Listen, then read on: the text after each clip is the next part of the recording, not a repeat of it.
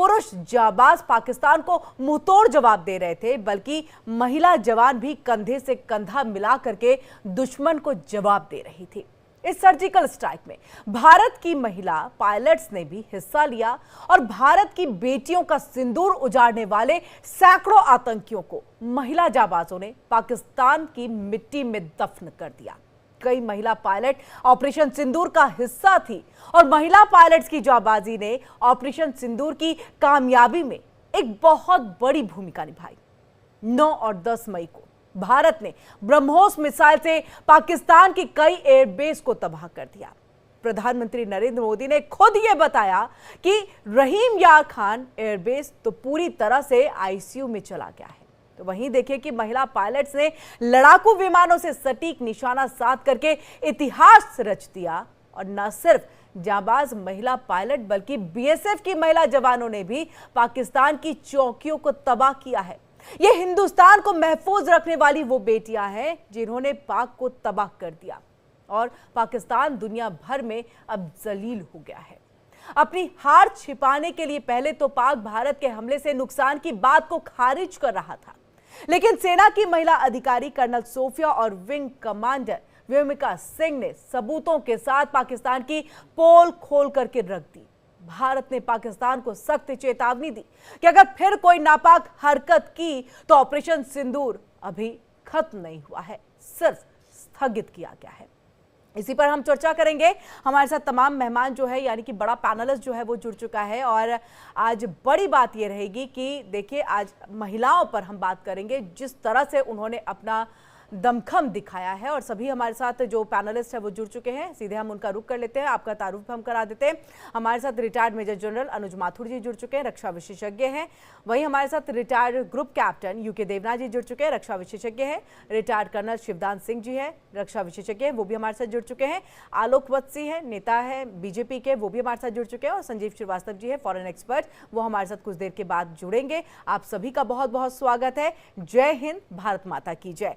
सबसे पहले अनुज सर आपका रुख करते हुए, क्योंकि देखिए हम महिलाओं के उनके सशक्तिकरण की बात तो लगातार करते थे, लेकिन सशक्तिकरण का एक ऐसा उदाहरण देखने को मिलेगा, ये वाकई पाकिस्तान ने सपने में नहीं सोचा होगा। और हिंदुस्तान तो जानता है कि उनकी यहाँ की जो महिलाएं हैं, जो वुमेन्स पावर है, वो बिल्कुल हर किसी को अचंभित कर देने वालों में से है, यानी शेरनी है सीधे तौर पर। और देखिए शेरनी की दहाड़ देखने को मिली कि अब तक आईसीयू में है, जो प्रधानमंत्री ने भी बात कही। इसी से मैं इसकी शुरुआत करूंगी कि अभी भी जो एयरबेस है जिसको तबाह किया गया था वो आईसीयू में है।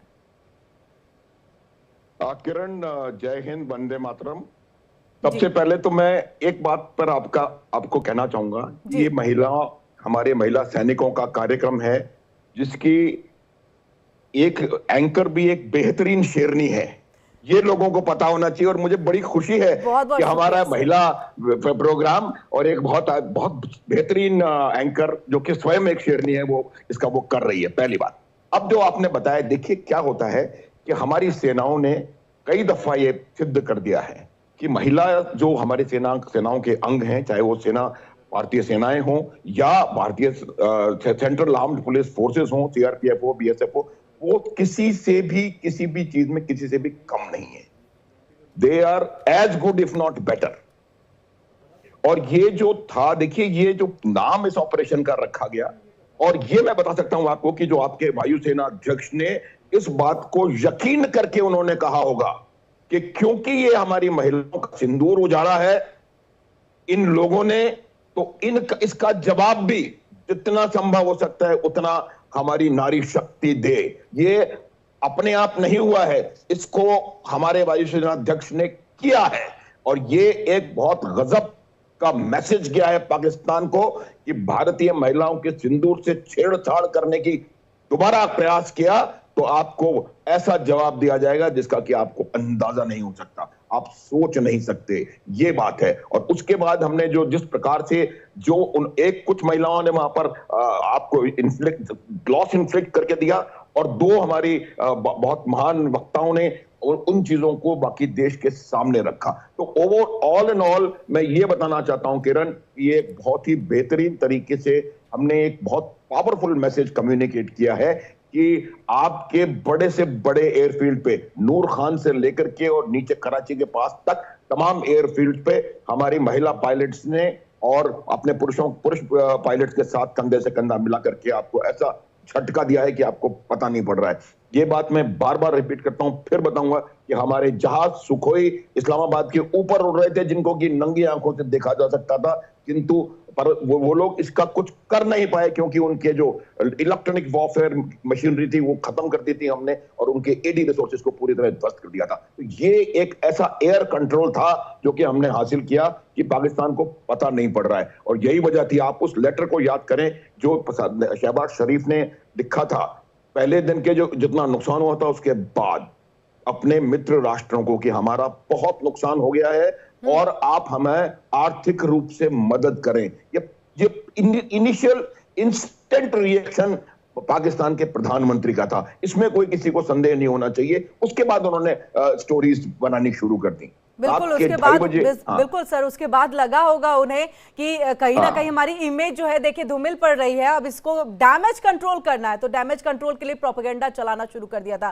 कर्नल शिवदान सर आपके पास आते हुए, क्योंकि देखिए एक लड़ाई जब आप लड़ते हैं तो सिर्फ लड़ाई जो है हथियार गोला बारूद पर नहीं होनी चाहिए, और ये बात बहुत बेहतरीन तरीके से जो है प्रधानमंत्री नरेंद्र मोदी इस बात को समझते हैं। क्योंकि देखिए शुरुआत हुई थी सिंदूर मिटाने से और अंत हुआ है कि उसी सिंदूर ने किस तरह से बदला लिया, यानी स्ट्रैटेजी, एक तैयारी, एक देखिए किस तरह का रोड मैप जो है वो पूरी तरह से तैयार किया गया था इस लड़ाई को जीतने के लिए, और जीतने के साथ संदेश देने के लिए भी कि पहले तो आप कहते हैं कि जाके मोदी को बताओ, ठीक है बता दिया, बताने के बाद मोदी ने पूरी प्लानिंग कर दी, प्लानिंग में जो है शामिल किया महिलाओं को भी, चाहे वो जमीन पर हो चाहे वो आसमान पर हो, हर जगह महिला बटालियन दिखी, हर जगह जो है महिला फाइटर जेट जो है चलाती हुई नजर आई हैं, और बीएसएफ जो है साफ तौर पे बॉर्डर की रक्षा करते हुए महिला जो है दिखाई दी है यहां पर। इसके बाद जब प्रोपेगेंडा फैलाया जा रहा था, जो बात देखिए अनुज सर ने भी कही, प्रोपेगेंडा जो झूठा फैलाया जा रहा था उसके लिए भी कर्नल सोफिया को, साथ ही विंग कमांडर व्योमिका को जो है वो आगे रखा गया। अगर ये इमेजिन मतलब किस तरह से ये संदेश जाएगा, ये सोचना भी अपने आप में एक बहुत बड़ी बात होती है। और उसके बाद देखिए कि लगातार इसी तरह की अब तस्वीरें भी सामने आ रही है, और एयरबेस जो कि नूर खान है, रहीम यार खान है, ये दोनों बहुत महत्वपूर्ण थे पाकिस्तान के लिए, और इसी पर कहा गया कि आप महिला फाइटर जो है आप जाइए, इसी पर आप बम गिराइए, क्योंकि नूर खान एयरबेस वो है जहां पर प्रधानमंत्री शहबाज शरीफ का प्लेन वहां से टेक ऑफ लैंड सब कुछ करता है। तो कितना महत्वपूर्ण, और न्यूक्लियर यानी कि उस जगह से कितना पास, तो हम समझ सकते हैं कि पूरी प्लानिंग स्ट्रैटेजी एक तैयार की गई थी।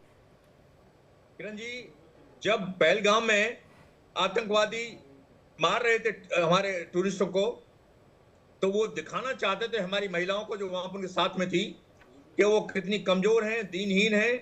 उन्हें बता बता के बोल रहे थे कि जाके प्रधानमंत्री मोदी को बता देना, मगर हमारे प्रधानमंत्री ने ये बड़ा सही निर्णय लिया था, और मैं एयरफोर्स को इस बात के लिए एयरफोर्स की तारीफ करता हूं कि उन्होंने उन्हीं महिलाओं से पाकिस्तान को जवाब दिया है।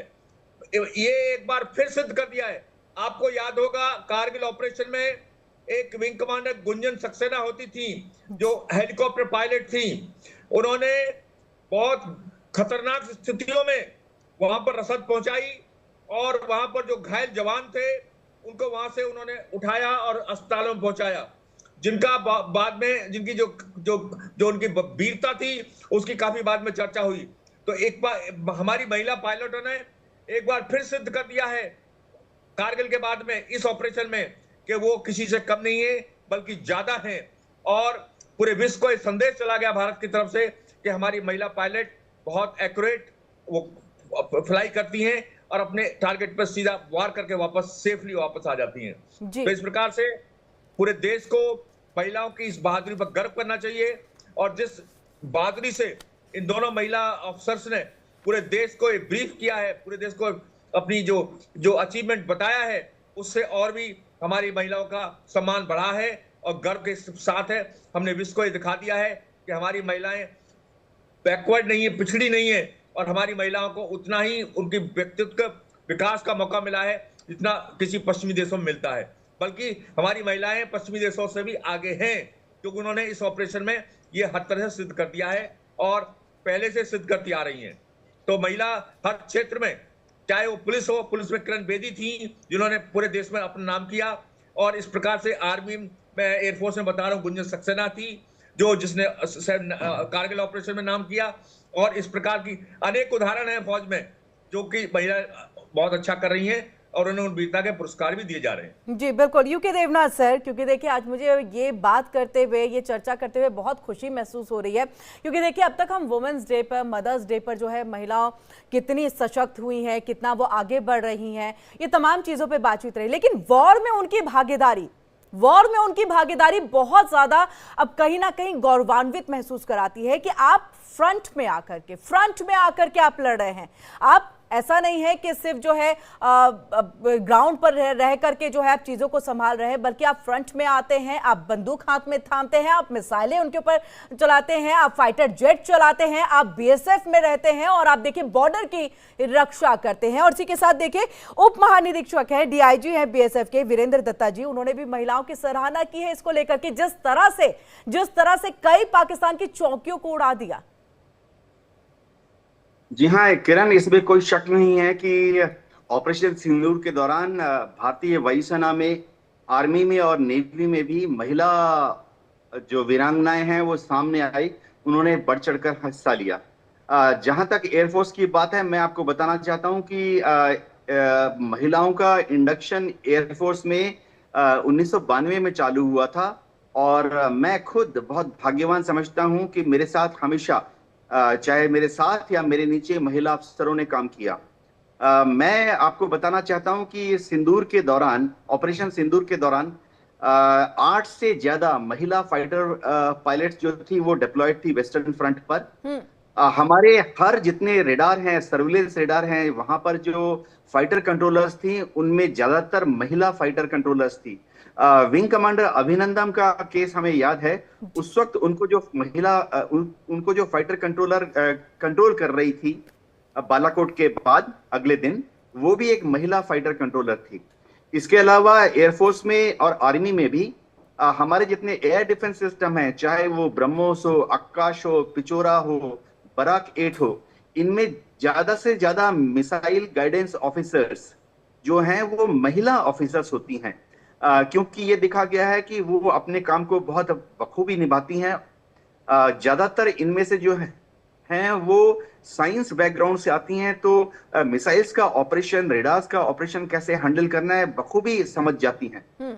एक और चीज जो बताना चाहता हूं कि हमारे जो अवाक आसमान में घूम रहे हैं, अभी भी घूम रहे हैं, आज भी घूम रहे हैं, airborne warning and control system, और हमारे जो AEW एयरक्राफ्ट घूम रहे हैं हवा में, अभी भी घूम रहे हैं, एयरबॉर्न अर्ली वार्निंग सिस्टम्स, इतने जितने भी कॉम्बैट क्रू हैं, 4 या 8 जो कंट्रोलर्स हैं या इलेक्ट्रॉनिक वॉरफेयर एनालिसिस्ट हैं, ज्यादातर महिला ऑफिसर्स हैं।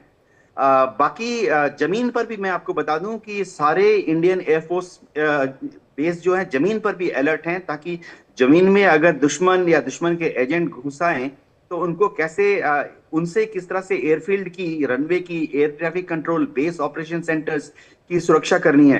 तो इनको हम बोलते हैं ग्राउंड डिफेंस ऑफिसर्स।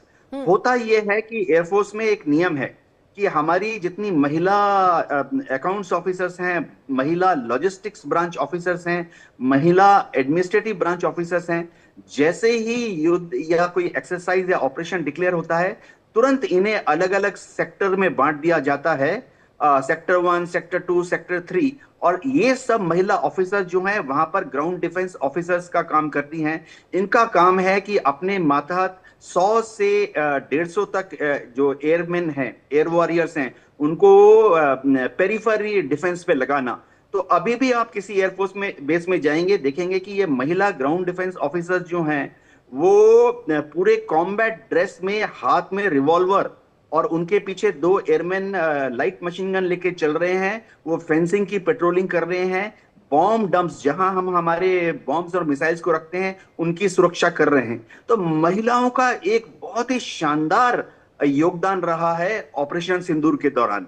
जी और आई थिंक ये बहुत बड़ा बदलाव है। ये बहुत शायद ये पहले नहीं था कि जहाँ पर जिस तरह से ये बम्स रखे हैं या मिसाइलें रखी हुई हैं उसकी रक्षा के लिए जो है वहाँ पेट्रोलिंग के लिए किसी महिला को रखा जाए, महिला अधिकारी को या फिर को। तो अब ये अगर बदलाव आया है तो बहुत बड़ा बदलाव है। इस पर हम चाहेंगे कि अनुज सर के पास जाए। अनुज सर, आपके पास हम आएंगे इसी को लेकर के, लेकिन उससे हमारे साथ संजीव जी भी जुड़े हुए हैं और वहीं आलोक जी भी लगातार जुड़े हुए हैं। संजीव जी, आपके पास आते हुए देखिए 2 और डेलीगेशन जो है वो रवाना हो चुका है, एक अमेरिका के लिए और एक देखिए खाड़ी देशों के लिए।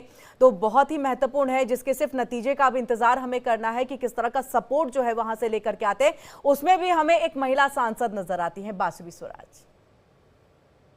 जी जी बिल्कुल। देखिए, हमारी जो नारी शक्ति है उसका एक बहुत ही बड़ा पराक्रम इस ऑपरेशन सिंदूर में भी दिखा। जैसा कि देवनाथ साहब ने बताया, माथुर साहब ने बताया कि सारी जो शक्ति जो हमने प्रदर्शित की उसमें महिलाओं ने एक अग्रणी भूमिका निभाई है। और हमने उसके बाद की जो प्रेस कॉन्फ्रेंस देखी उसमें हमारी 2 महिला अधिकारियों ने जिस तरीके से अपनी बातें रखी और इस पूरे ऑपरेशन के बारे में ब्रीफिंग दी, उससे भी हमारा जो सीना है, वो हमारा जो गर्व है वो हो गया है, सीना गर्व से चौड़ा हो गया है। और वर्तमान समय में तो पूरा विश्व भी इस बात को जानता है कि हमारी जो इंडियन आर्म फोर्सेस की सुप्रीम कमांडर है श्रीमती द्रौपदी मुर्मू, हमारी महामहिम राष्ट्रपति, वो भी महिला हैं।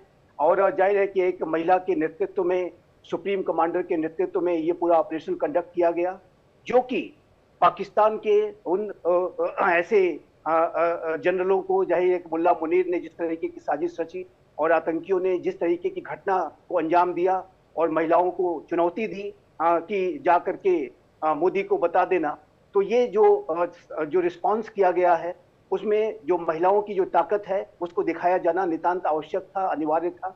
और जो कि हमारी महिला अधिकारियों ने, हमारे महिला जाबाज जो हमारे सेना के जो अधिकारियों ने और जवानों ने इसको करके दिखाया है, हमारी वीरांगनाओं ने करके दिखाया है।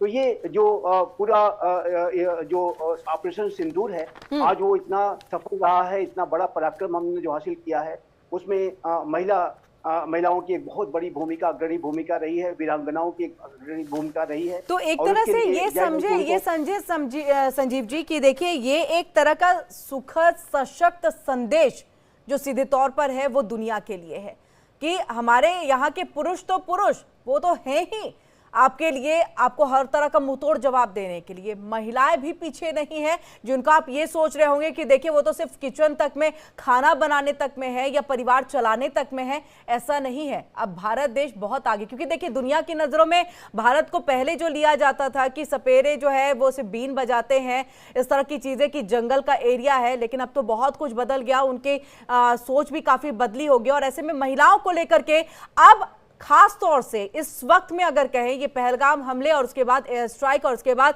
जो एयरबेस को निशाना बनाया गया, एक साफ तौर पर सशक्त संदेश जो है वो गया। देखिए किरण जी, ये तो संदेश विश्व को है ही, इसमें कोई दो राय नहीं है कि पूरे विश्व में ये संदेश गया है कि महिला की शक्ति, नारी की शक्ति क्या होती है और किस तरीके से महिलाएं, वीरांगनाएं अपना जो पराक्रम दिखा सकती हैं। लेकिन ये जो संदेश है ये एक उन आतंकियों के लिए भी चेतावनी है कि जो महिलाओं के प्रति इतना निचले दर्जे की बात सोचते हैं और ऐसे विचार रखते हैं। मोदी को बता देना, महिलाओं को जो पुरुषों से अलग कर देना और उनके सामने ही उनके पतियों की हत्याएं कर देना, उनके सिंदूर को मिटा देना।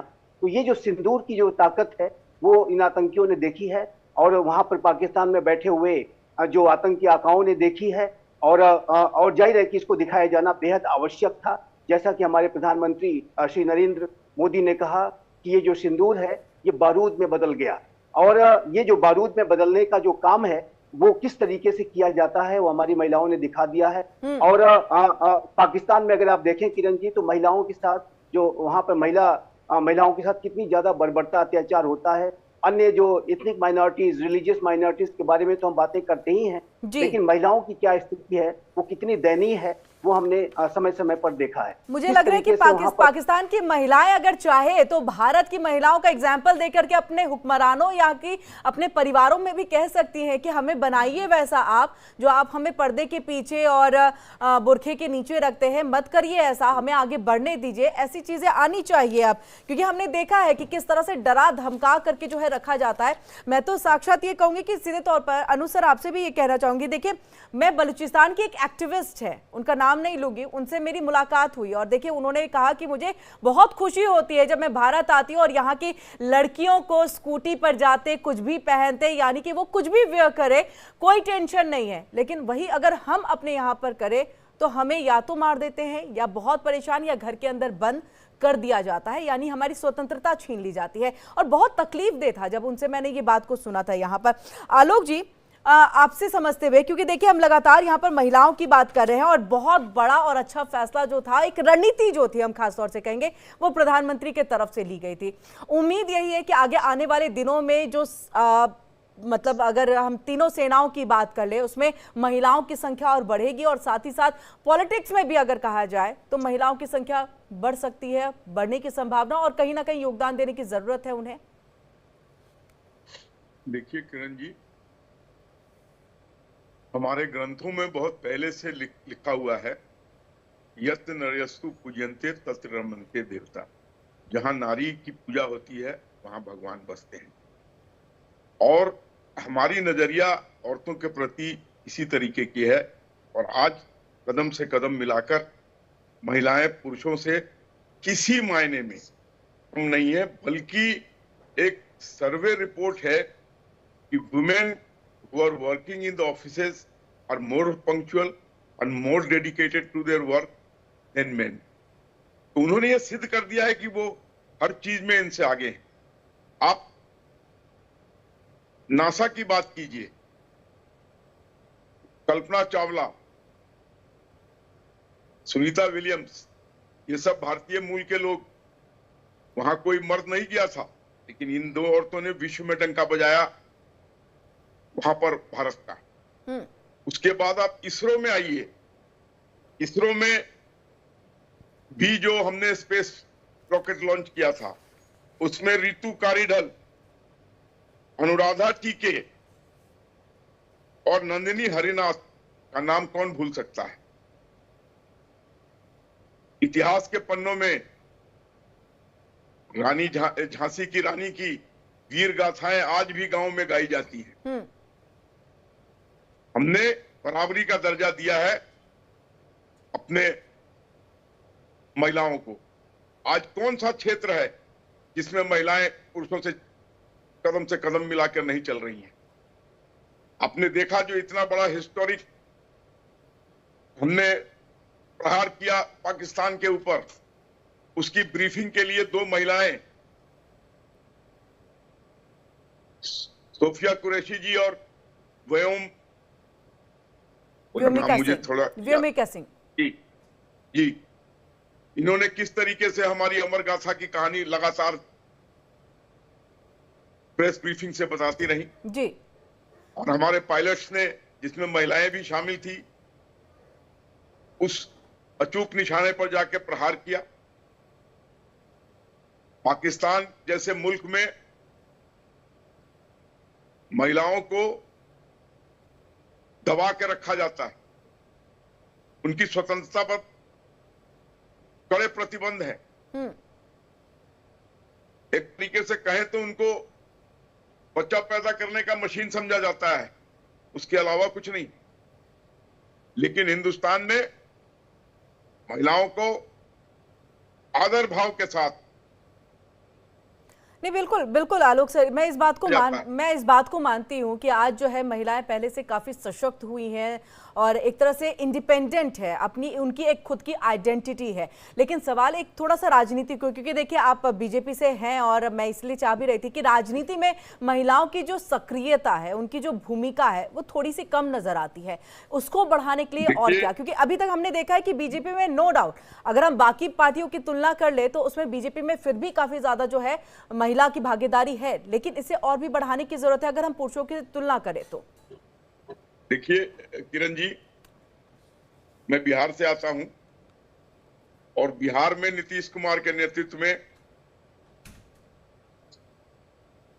गांव के स्तर पर, पंचायत के स्तर पर, कॉरपोरेशन के स्तर पर जितनी उनको आरक्षण दी गई है, आज जब आप वहां के सड़कों पर, गलियों में चलेंगी तो आगे आगे महिला किया, अब पीछे पीछे उनके पति मूंछ ताने चल रहे हैं, तो उनको लोग कहते हैं मुखिया पति जी। और बहुत से मर्दों को बिहार में उनके वाइफ के नाम से जाना जा रहा है, वाइफ के पद के नाम से जाना जा रहा है, मुखिया पति, मुखिया कॉर्पोरेटर। अब दिल्ली में भी वो दिन दूर नहीं है नरेंद्र मोदी जी के नेतृत्व में, जहां 33% आरक्षण देकर महिलाओं को हम यहां भी भरपूर, बिल्कुल, लेकिन राजनीति में भी भागीदारी थोड़ी और बढ़नी चाहिए, और इसको लेकर के अनुज सर भी कुछ कहना चाह रहे हैं। जी जी जी, 33% आने वाला है जी, और उसके तहत अब उसी तरीके से महिलाओं की भागीदारी बढ़ेगी। जी, अनुज सर भी कुछ कहना चाह रहे हैं। अनुज सर अपनी बात को रखिएगा। और सर देखिए, इसी पे जी अग्निपथ को लेकर के भी सर मैं सवाल करना चाहूंगी कि अग्निपथ के होने की वजह से महिलाओं के लिए क्या फ्रंटलाइन का दरवाजा खुला है? बिल्कुल बिल्कुल किरण, देखिए सबसे पहले तो मैं वही जो बात कह रहे थे उसी को बढ़ाना चाहता हूँ। नारी शक्ति बंधन अधिनियम जो है, अनुज सर मैं एक माफी चाहूंगी, गलत शब्द प्रयोग कर लिया मैंने, अग्निवीर, हाँ मैं समझ गया, तो आप जो कह रही थी मैं समझ रहा था। तो ये जो नारी शक्ति वंदन अधिनियम है ये पास हो चुका है, तो जो राजनीति में महिलाओं की भागीदारी बढ़ानी चाहिए, इस बात के लिए हमारे प्रधानमंत्री पूरी तरह से इस बात को समझते हैं, और यही वजह है कि 2023 में नारी शक्ति वंदन अधिनियम को पास करके 33% भागीदारी महिलाओं की सुनिश्चित की गई है पॉलिटिक्स में। वो 33% जो है वो मिनिमम है, उससे ज्यादा हो सकती है। तो किरण आप देखेंगे कि आने वाला समय दिखाएगा कि भारतवर्ष में इसमें कोई संदेह नहीं है कि हम कहाँ आगे जाएंगे। हमारा ही देश है जिसने इंदिरा गांधी को पैदा किया है, हमारा ही देश है, यहाँ पर द्रौपदी मुर्मू है और भी राष्ट्रपति रह चुकी हैं, और राष्ट्रपति जो होता है वो भारतीय सशस्त्र सेनाओं का सर्वोच्च सेनापति होता है। ये संजीव जी ने कहा, मैं आपको बताना चाहता हूँ। अब दूसरी बात, मैं अपने आप को रोक नहीं पा रहा हूँ किरण, मुझे कहने का मौका दीजिए। सोफिया कुरैशी जिसकी आप बात कर रही हैं, वो इसलिए और बोल रही है, वो बोल रही है क्योंकि वो महिला सिर्फ वही बात नहीं है, वो काबिल है, शी इज केपेबल। और दूसरी एक छोटी सी बात मैं थोड़ा सा अपना लेना चाहता हूँ, वो 1999 से मेरी मुंह बोली बेटी है, मैंने उसको सर्विस में ग्रो होते हुए देखा है, हर वर्ष मेरे घर आती है, वो उसको I have seen her, she is outstanding, that is why she is there. इसी प्रकार से व्योमिका भी जो है अपने क्षेत्र में आउटस्टैंडिंग है, इसलिए हैं, और वो उन्होंने प्रूव करके दिखाया है। तो हम सिर्फ ये ना समझें कि वो दोनों वहां पर इसलिए हैं क्योंकि महिला शक्ति का प्रदर्शन कर रहे हैं, they are outstanding out of the world. अब अग्निवीर देखिए, अग्निवीर से क्या होता है, ये बात जब अग्निवीर शुरू हुआ था तो बहुत लोगों ने इसका विरोध किया था। तब से मैंने उस समय में इसके कहता चला आ रहा हूं कि ये एक बहुत बड़ा भारतीय सशस्त्र सेनाओं का उनकी अपनी डिमांड है। ये 1965 में पहली बार जनरल हरबख्श, जो कि 1965 की विजयश्री के जो महानायक थे, पश्चिमी कमांड के GOC-in-chief थे, उन्होंने 65 की वॉर के बाद एक पेपर लिखा था, और उसमें उन्होंने 75-25 का जो कॉन्सेप्ट है, जिसको कि आज अग्निवीर हम कह रहे हैं, वो कॉन्सेप्ट 1965 में दिया गया है। किरण, ये लोगों को ज्ञात नहीं है। उसके बाद हर वॉर के बाद इस बात को महसूस किया गया कि यंग प्रोफाइल, खास करके आर्मी में, और आर्मी में भी खास करके इन्फेंट्री में यंग प्रोफाइल मेंटेन करने की आवश्यकता है, और इसी वजह से ये हमने, एक्चुअली मेरे मानना है कि बहुत देर से आया ये शुरू। अग्निवीर जो महिलाएं जो इसमें आ रही हैं, क्योंकि क्या होता है कि बहुत सारी महिलाएं इसलिए सेना में नहीं आती हैं कि उनको लगता है कि इतना लंबा मैं की सेवा मैं शायद ना दे पाऊं और जिम्मेदारियां बढ़ती हैं, तो उनके लिए एक इतना बेहतरीन अवसर है कि वो 4 वर्ष 8 वर्ष जो जितना भी जो एक्सटेंशन लेने के बाद वो काम करके देश में अपना नाम करके, परचम लहरा करके, और फिर बहुत उसके साथ वो सेवा को छोड़ सकती है। तो ये मेरा मानना है कि बहुत जबरदस्त एक ये अग्निवीर के से काम शुरू किया गया है। अग्निवीर एक अलग टॉपिक है Kiran, I wish I could talk on Agniveer. बिल्कुल सर, महिलाओं के दृष्टिकोण से ये कितना इंपॉर्टेंट हो जाता है, यही मैं कह रहा हूं कि महिलाओं के दृष्टिकोण से ये बहुत बेहतरीन है, क्योंकि काफी महिलाएं ऐसी होती हैं जो कि चाहती हैं कि मैं कुछ समय के लिए भारत की सेवा कर सकूं, देश की सेवा कर सकूं वर्दी पहन करके, और ये उनके लिए एक स्वर्णिम अवसर है। और इसी वजह से आप देखेंगे तीनों सशस्त्र सेनाओं में रैंक एंड फाइल में जहां महिलाएं पहले बिल्कुल नहीं ली जाती थी, आज बहुत अच्छी प्रकार से वहां आ रही हैं और बहुत बेहतरीन काम करके दिखा रही हैं। Kiran, they are doing marvellous job, और ये बहुत अच्छा। तो ये मुझे लगता है कि अग्निवीर से द्वार बहुत खुले हैं, अवसर उनको बहुत मिले हैं, और ये एक बहुत अच्छा मेरे हिसाब से कार्य, ये जो एंट्री हमने हमारे लोगों ने बनाई है, और ये बहुत बिल्कुल बिल्कुल। अनु सर, आपने सोफिया कुरैशी जी का नाम लिया, आपने कहा, मैं चाहूंगी आप आगे भी अपनी बात को रखिएगा सर। मैं चाहूंगी कि उनका कोई एक वाक्य जो आपको लगे कि कहीं ना कहीं वो थोड़ी निराश हुई, क्योंकि देखिए इस लेवल पे पहुंचने के लिए कितना स्ट्रगल, कितनी मेहनत उनको करनी पड़ी होगी, ये हम समझ सकते हैं, हम जान सकते हैं, क्योंकि कर्नल बनना मतलब उस ओहदे पे, उस औहदे पे पहुंचना बड़ी बात। तो वाक्य कुछ अगर हो तो। वाक्य मैं आपको छोटी वाक्य नहीं, मैं छोटी सी बात बताना चाहता हूं कि वो बच्ची बहुत काबिल है। उसने अकेली ऐसी है, कांगो में उसने यूनाइटेड नेशंस में भारत का प्रतिनिधित्व किया है, पूना में एक मल्टीनेशनल फोर्स को उसने लीड किया है, पहली महिला मेरे ख्याल से भारतवर्ष की है जिसने कि एक मल्टीनेशनल फोर्स को पूना में इंटरनेशनल उसमें लीड किया था। तो ये एक बहुत काबिल महिला थी, और समय एक ऐसा था जब जो महिला अधिकारी थे उनको कमांड नहीं दी जाती थी यूनिटों की, और वो एक पर्टिकुलर लेवल पर पहुंच करके वहां से, तो उस समय इसको बहुत ज्यादा अफसोस इस बात का हो रहा था कि मैं इतने मेहनत करती हूं और इतनी मेरी काबिलियत है, और फिर उसके बाद भी मुझे कहीं ना कहीं कमांड नहीं मिलेगी। लेकिन आप देखिए भारतीय सेनाओं ने, एस्टेब्लिशमेंट ने इस बात का निर्णय लिया, उनको कमांड मिली, और हमारी बेटी, ज्यादा मैं नहीं बता पाऊंगा, लेकिन आज कमांड कर रही है कि एक यूनिट को, और बहुत बेहतरीन तरीके से कमांड कर रही है। वो दोनों पति पत्नी दोनों कमांड अपनी अपनी यूनिट को कमांड कर रहे हैं, और दोनों बहुत बेहतरीन काम करके दे रहे हैं। तो ये उसको यहाँ इस समय थोड़ा सा लगता था कि यार मुझे मौका मिलना चाहिए, और देखिए जिस प्रकार से भारत सरकार ने इसको अलाउ किया और उसको मौका मिला, और वो आज की तारीख में हमारे और आपके सामने है। बिल्कुल। कर्नल शिवदान सर, देखिए इसी बात को, अनुसर की बात को आगे बढ़ाते हुए, कि देखिए आपका सरकार का जो एक शीर्ष नेतृत्व होता है वो बहुत महत्वपूर्ण होता है, कि किस तरह से जो है हमारी बेटियां, जो महिलाएं हैं, वो कमांड अगर करना चाहती हैं तो आप उनको कितनी तवज्जो देंगे, नहीं देंगे, अलाउ करेंगे, नहीं करेंगे, कई सारी स्थितियां होती है। ऐसे में शीर्ष कमांड पर जो बैठे होते हैं, नेतृत्व पर जो बैठे होते हैं, वो कहीं ना कहीं इस चीज को डिसाइड करते हैं, और यही अब के वक्त में देखने को मिल रहा है जो पहले शायद ही देखने को मिलता था। देखिए भारतीय सेना में इस तरह की फीलिंग नहीं है कि जो कमांड में बैठे हैं वो इसको डिसलाइक करते हैं कि एक महिला आकर कमांड करेगी, ऐसी बात नहीं है। ये सोच नहीं शिवदान सर, मैं राजनीति में, यानी कि गवर्नमेंट इस पे बॉडी में जो बैठे होंगे, लाइक प्रधानमंत्री, उनकी तरफ से जो एक फैसला लिया जाता है कि महिलाएं कमांड ना करें, कि चीजों को, कि महिलाएं कमांड करें या महिलाएं, मतलब वो नेतृत्व जो होता है उनकी क्षमता को यहाँ पर देखने की, उसके बारे में बात कर रही हूँ। काफी समय से ये सिद्ध हो चुका है कि महिला जिस भी पद पर बैठती है वो बहुत ही प्रिसाइज और बहुत ही मैच्योरिटी से अपना रोल को वो देती है, क्योंकि महिला क्रिटिसिज्म को पसंद नहीं करती है, महिला इस तरह की लूज रोप या लूज एक्शन को पसंद नहीं करती है, वो बहुत एक्यूरेट होती हैं, और जहां पर भी महिला प्रशासन में बैठी हैं या जिस भी पद पर बैठी हैं उसका हमेशा आउटपुट अच्छा ही सामने आया है। इसलिए सरकारों ने इसलिए निर्णय लिया है 33% जो सीट रिजर्व की महिलाओं के लिए एक बहुत अच्छा कदम है। इससे मैं कह सकता हूं कि बहुत ज्यादा सुधार आएगा, देश में भ्रष्टाचार भी मिटेगा, अनुशासन बढ़ेगा, क्योंकि महिला हमेशा अनुशासित होती है और उसको अनुशासनहीनता बिल्कुल पसंद नहीं है। देखिए पश्चिमी देशों में जहां पर भी अनुशासन है और देश प्रेम की भावना ज्यादा है, उन जगहों पर कंपलसरी मिलिट्री ट्रेनिंग वहां पर रही है। तो हमारे अग्निवीर का मैं बताना चाहता हूं, अग्निवीर का उद्देश्य ये भी है कि सेना में ट्रेंड होकर के जब ये आदमी या महिलाएं समाज में जाएंगी तो अपने आसपास के वातावरण को भी अनुशासित करेंगी और साथ साथ अपने परिवारों को भी अनुशासित करेंगी। तो ये एक बहुत ही बड़ा देश की प्रगति में और देश में अनुशासन लाने में ये अग्निवीर स्कीम बहुत फायदेमंद साबित होगी।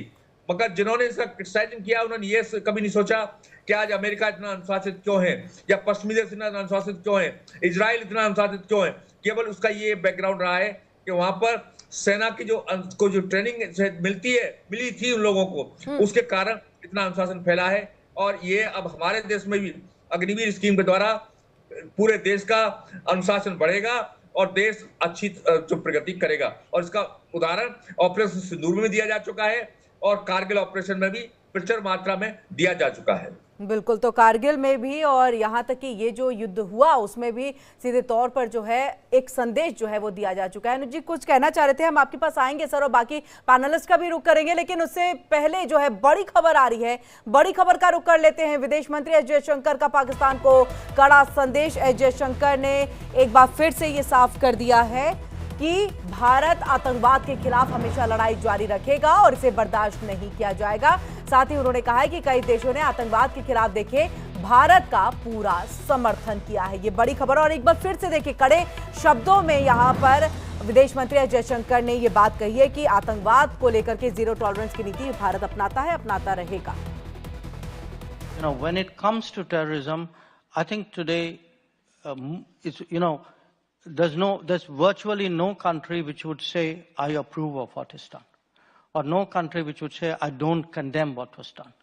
And if I were to say, I have the right to defend myself, my people, I have the right to secure my country, I think much of the world would agree with me. And I'm happy to say that Germany does.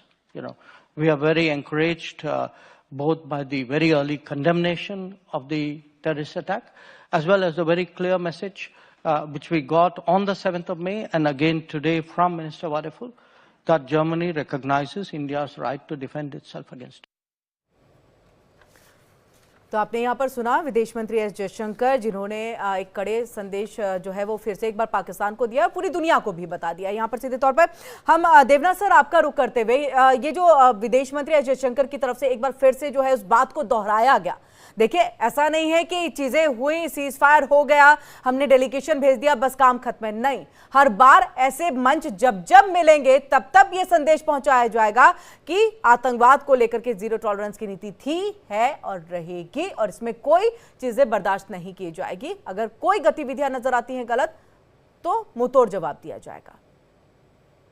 Kiran ji, जैसे ही पहलगांव की आतंकवादी दुर्घटना हुई 22 अप्रैल को, तो मैं कहता हूं कि मेरा ये मानना है कि हमारा जो विदेश मंत्रालय है वो तुरंत दुनिया भर की जितनी एम्बेसीज हैं, हाई कमिश्नर्स हैं, उनके संपर्क में आ गया।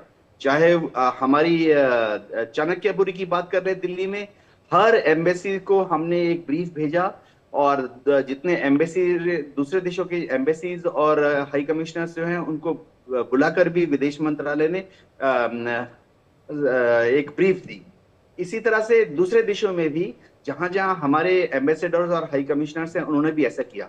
इसका बहुत बड़ा फायदा हुआ कि 7 मई के पहले ही दुनिया में कम से कम 93 ऐसे मुल्क थे जिन्होंने कि भारत के समर्थन में ये बयान जारी किया कि वो भारत के साथ हैं और आतंकवादी गतिविधियां चाहे वो कहीं से भी शुरू हों उसके विरोध में है। और भी अच्छी बात है कि जब ऑपरेशन सिंदूर चालू हुआ उसके बाद हमारा जो विदेश मंत्रालय है, इंफॉर्मेशन एंड ब्रॉडकास्टिंग मिनिस्ट्री है, इन्होंने बहुत सारे प्रिंट मीडिया में और इलेक्ट्रॉनिक मीडिया में इस तरह के लेख लिखवाए और वीडियो और ऑडियो जारी किए, जिससे कि दुनिया भर के लोगों को यकीन हो गया कि भारत ही सही है, पाकिस्तान ने गलती की है। पाकिस्तान की गलती ये रही है कि उसने पहलगांव में और उसके पहले भी आतंकवादी गतिविधियों को भारत में अंजाम दिया। मेरे ख्याल से ये हमारा बहुत सक्सेसफुल ड्राइव रहा। भविष्य में अभी तो सिंदूर जो है उस पे हमने थोड़ा सा कॉमा लगाया हुआ है, लेकिन अगर सिंदूर 2.0 हुआ तो फिर से हमारे विदेश मंत्रालय से, खास तौर से हमारी सूचना और प्रसारण मंत्रालय को फिर से एक ओवरड्राइव में जाना पड़ेगा कि हम पश्चिमी देशों को, कनाडा, अमेरिका, इंग्लैंड, ऑस्ट्रेलिया, सबको समझाएं कि इस बार हमने सिंदूर ऑपरेशन को फिर जी कुछ नेटवर्क इशू है, हम आपके पास वापस लौटेंगे देवनाथ सर। संजीव सर आपका रुख करते हुए, जी देवनाथ सर कंप्लीट करिएगा।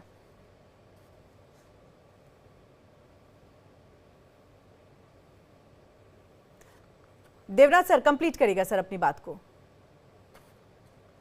सर आवाज नहीं आ रही है। सर म्यूट हो गया है, सर अनम्यूट करिएगा। जी हाँ, जी जी हाँ, ये हमारी वॉर फाइटिंग पोटेंशियल का एक हिस्सा है।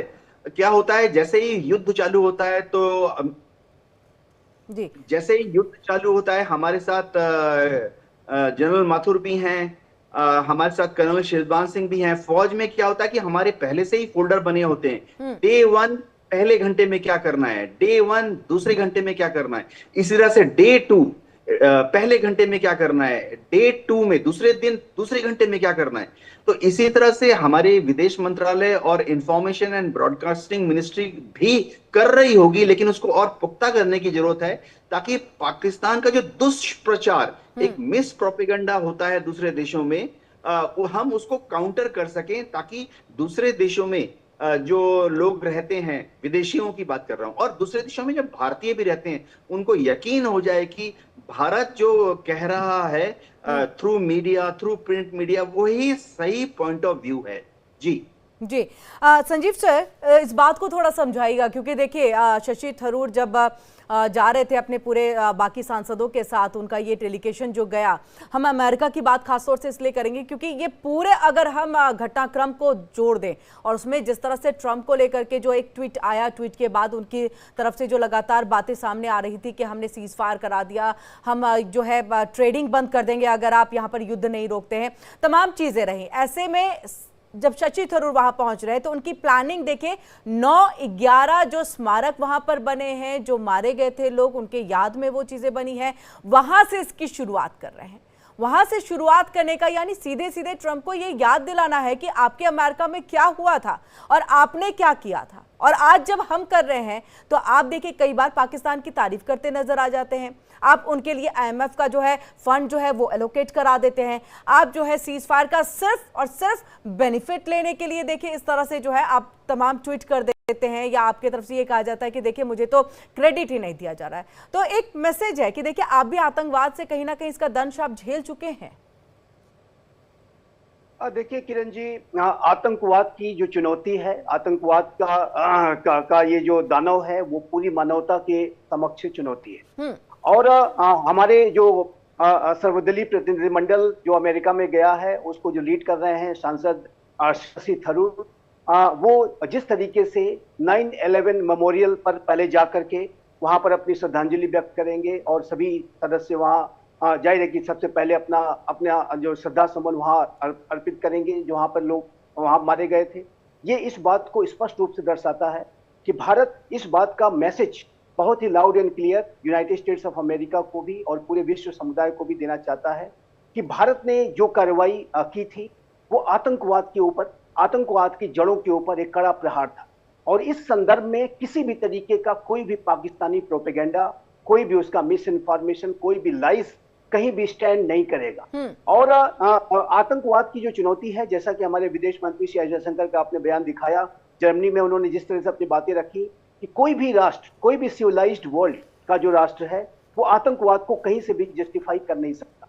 और यहां तक कि ऐसे राष्ट्र जो कि आतंकियों को कहीं ना कहीं प्रेशर और सपोर्ट देने का कार्य अपने वेस्टेड इंटरेस्ट के लिए करते हैं, उन्हें भी कंडेम करना पड़ा। यदि आप चाइना के शुरुआती बयान को देखें तो चाइना ने भी इस पहलगाम की आतंकी घटना की निंदा की थी और जो भी वहां पर जो निर्दोष लोग मारे गए थे उनके संबंध में अपनी संवेदना भी व्यक्त की थी। अलग बात है कि आगे चल के चाइना ने अपने स्टैंड में थोड़ा उसको बैलेंस आउट करने के लिए और पाकिस्तान के साथ अपनी नजदीक को दर्शाने के लिए, जो कि उसको एक उपनिवेश के तौर पर जो डेवलप कर रहा है, उसको करने के लिए उसने अपने स्टेटमेंट्स में बदलाव किए। लेकिन चाइना को भी इसको कंडेम करना पड़ा। ये इस बात को दर्शाता है कि आतंकवाद की जो चुनौती है वो पूरी मानवता के समक्ष चुनौती है और इसके ऊपर जो कार्रवाई अगर जब कभी भी की जाएगी तो उसमें पूरे विश्व को साथ देना ही होगा। 9/11 की जो घटना हुई थी यूनाइटेड स्टेट्स ऑफ अमेरिका में, उसमें यूनाइटेड स्टेट्स ऑफ अमेरिका ने पूरे विश्व को यह स्पष्ट रूप से कहा था कि इस तरह की घटना के साथ यदि कोई खड़ा है तो वो हमारे अगेंस्ट में है, either you are with us और अगेंस्ट अस।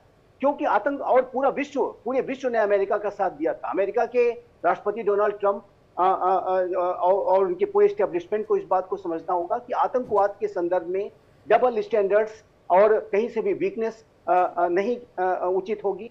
और यदि कहीं और अंतर्राष्ट्रीय समुदाय में दुर्भाग्य के साथ कहना पड़ता है कि जिस तरीके का जो एक सॉलिडारिटी आतंकवाद के संदर्भ में दिखाई जानी चाहिए। एक ज्वाइंट रणनीतियों के तहत कोलैबोरेशन के संदर्भ में वो अभी भी नहीं दिखाई जाती है, और इस बात को अंतर्राष्ट्रीय समुदाय को दूर करना होगा। लेकिन भारत के सर्वदलीय प्रतिनिधिमंडल का 9/11 मेमोरियल पर जाना इस बात को भी दर्शाता है कि ये जो 9/11 की घटना का जो सबसे जो बड़ा जो उसका कुख्यात जो मास्टरमाइंड था ओसामा बिन लादेन, वो कहाँ पाया गया था?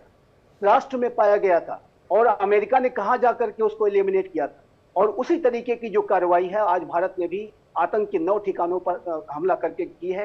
तो भारत का जो स्टैंड है इस पूरे आतंकवाद के संदर्भ में वो अनेक तरीकों से वो भारत पूरे अंतर्राष्ट्रीय समुदाय के सामने लाउड एंड क्लियर तरीके से क्लियर टर्म्स में रखने की कोशिश कर रहा है, और उसमें भारत सफल होगा। मैं पूरे विश्वास के साथ कहता हूं कि पाकिस्तान का कोई भी प्रोपेगेंडा, कोई भी फॉल्स इंफॉर्मेशन, किसी भी तरीके की जो लाइज है, झूठ फरेब उसका जो है, जो कि सोशल मीडिया और यहाँ वहां से फैलाया जा रहा है, वो बेनकाब होगा, वो बेनकाब होगा। आज नहीं तो कल तो वो डेफिनेटली बेनकाब होगा, और वही करने की कोशिश जो है ये डेलीगेशन वहां जाके। अनुज सर, मुझे मालूम है कि सर आप कुछ कहना चाह रहे हैं। सिर्फ 30 सेकंड्स का सब ब्रेक है, सिर्फ 30 सेकंड्स का ब्रेक है। 30 सेकंड्स के बाद अनुज सर के बाद हम सीधे रुक कर लेंगे, और एक छोटे से ब्रेक ले रुक रहे हैं। लेकिन आपको बता दें कि देखिए, अगर आप रहना चाहते हैं सबसे स्मार्ट, सबसे शार्प और सबसे तेज, अगर आप जानना चाहते हैं लाइफस्टाइल, एंटरटेनमेंट, ट्रैवल, फाइनेंस और फैशन के बारे में, तो लॉग ऑन करें www.biglife.com। Big life, fuel your life.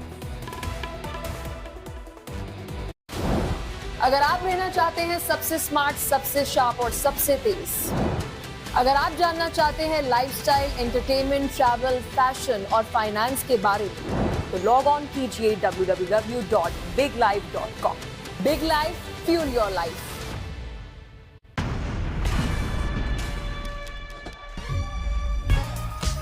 Pump the fun up. Enjoy the exciting world of sport. Melbourne, add emotions to the game.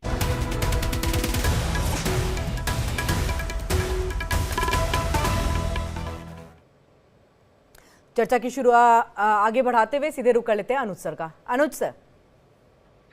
किरण, जो मैं कहना चाह रहा था वो ये है कि ओसामा बिन लादेन का पाकिस्तान में पाया जाना एक बात है, और ये बात भी हमें बतानी पड़ेगी पूरे विश्व को कि वही ओसामा बिन लादेन जो मुरीदके का जो लश्कर तैयबा का मरकज है, उसको बनाने के लिए उसने 99 के दशक में 1 करोड़ रुपए दिए थे। तो न केवल वो वहां पाया गया था, वो वहां पर पूरी तरह से आतंकवादी गतिविधियों में संलिप्त था। और हमें ये कहने की आवश्यकता है, हमें ये कहने की आवश्यकता है कि वो उस व्यक्ति ने जिस प्रकार से वहां किया, हम पूरे विश्व के बिहाफ पर लड़ाई लड़ रहे हैं, और हमने उस आतंकवाद के ठिकाने को खत्म किया है जो कि ओसामा बिन लादेन ने बनाया था आज से 30 साल पहले।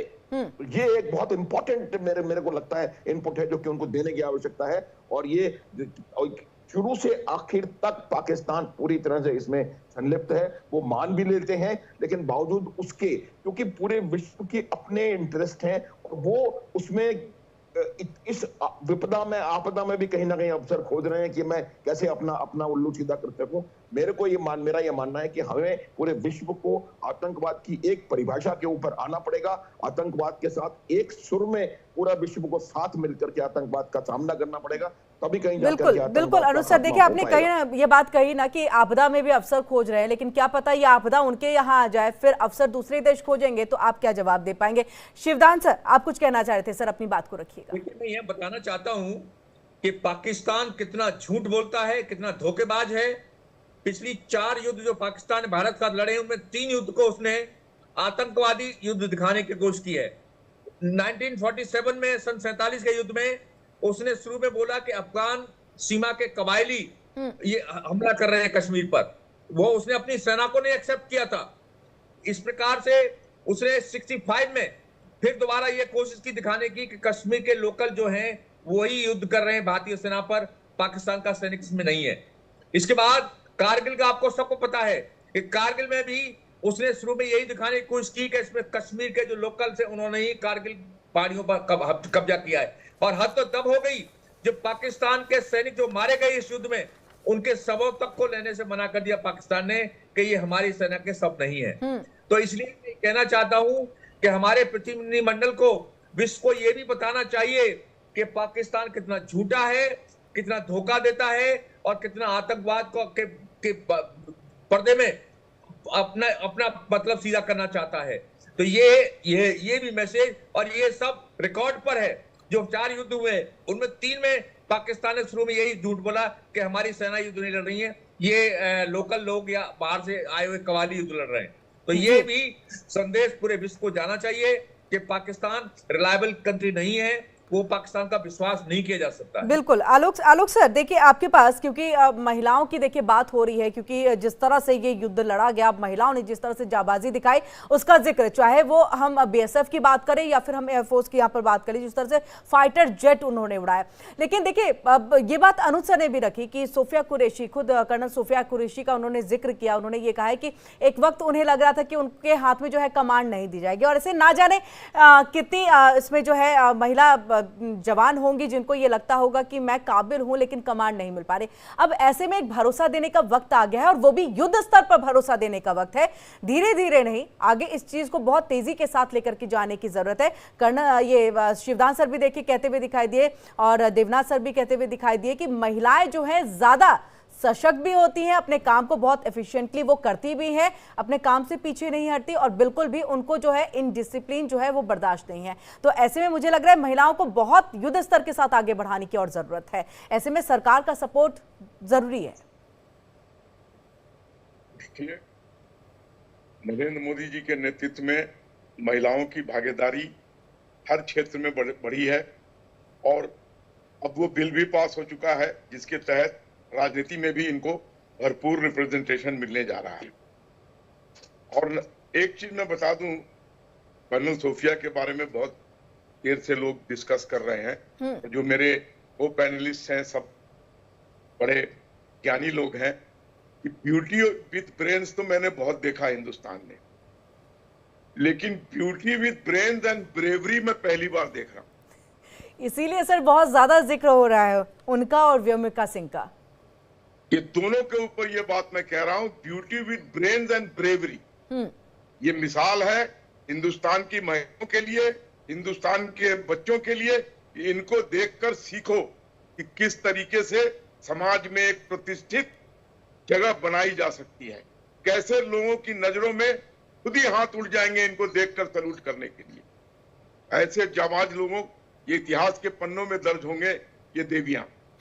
और रही बात पाकिस्तान की, तो लोग कह रहे थे कि वहां पर टेररिस्ट का तो वो डेन है किरण जी। दाऊद इब्राहिम कहाँ रह रहा है, उसामा बिन लादेन कहाँ पाया गया, और ये जितने हाफिज सईद और जितने और हैं इस तरीके के लोग, इस सबका तो वो पनाहगार है।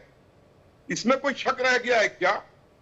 जो वर्ल्ड के कुछ पावर्स हैं जो उनके साथ खड़े हैं, उनका अपना इंटरेस्ट है। अदरवाइज पाकिस्तान तो खोखला हो चुका है, कंप्लीटली डिस्ट्रक्चर्ड।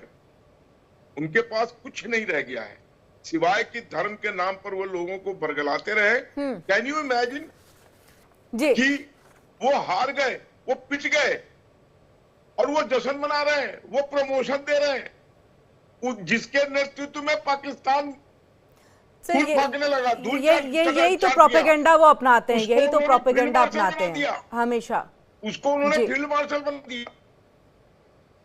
मुझे ये बातें देख के मैं बड़ा हंस रहा हूं, भाई कितना मजबूत सीना है कि हार के भी लड्डू खा रहे हैं। बिल्कुल सर, मैं देवनाथ सर से बहुत छोटा सा सर आपसे एक जवाब लेना चाहूंगी, क्योंकि देखिए बात हो रही है, जो मैंने बात आलोक सर से भी की थी कि अब युद्ध स्तर पर जो है महिलाओं को और आगे बढ़ाने की जरूरत है, खासतौर से आपको डिफेंस केस में। और हमने देखा है तीनों सेनाओं में बढ़ी है उनकी संख्या, लेकिन और ज्यादा करने की जरूरत है। इसमें कोई शक नहीं है किरण जी कि फौज में आर्मी हो, नेवी हो या एयरफोर्स हो, बीएसएफ, पैरामिलिट्री फोर्स, सब जगह पर महिलाओं की भागीदारी को बढ़ना चाहिए। जहां पर ऑफिसर्स लेवल की बात है, महिलाओं की भागीदारी जो है ऑलरेडी बहुत सिग्निफिकेंट है। लेकिन लोअर लेवल पर जब हम देखते हैं जवान के लेवल पर, एयरमैन के लेवल पर, या सी मेन यानी सी वुमेन के लेवल पर अब एक शुरुआत कर चुके हैं। अभी हम अग्निवीर की बात कर रहे थे, दर्शकों को सुन के बहुत हर्ष और उल्लास होगा कि इंडियन नेवी की 253 अग्निवीर महिला अभी ट्रेनिंग कर रही हैं। इंडियन एयर आर्मी की 100 अग्निवीर महिला इस बैच में इंडक्ट हुई हैं। इस नंबर को भविष्य में बढ़ाया जाएगा।